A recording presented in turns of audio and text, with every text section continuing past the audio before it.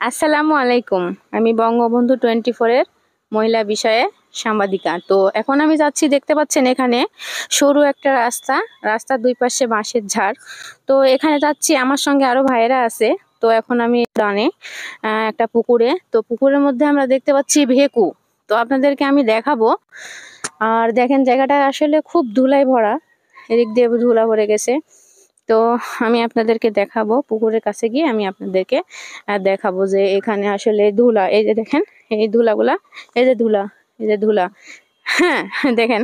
আর আমার কিছু ভাইরা আছে, এরা হচ্ছে ধুলার ভয়ে এখনো আসেনি। রাস্তাটা কেমন করে ফেলছে, চারিদিকে ধুলা। আসলে এগুলোর মধ্যে আমরা কাজ করি, আমাদের জীবনটা অনেক কষ্ট। তাই সরকারের কাছে আমার আবেদন, আমাদের আমাদের দিকে একটু দৃষ্টিকোণ থেকে আমাদের যাতে আর্থিক অবস্থা ভালো করতে পারে, আমাদের আয় উন্নতির দিক দিয়ে সরকার যাতে আমাদের দিকে তাকাই, সেজন্য আমি বিনীত আবেদন করছি শেখ হাসিনা সরকারকে। আসসালামু আলাইকুম।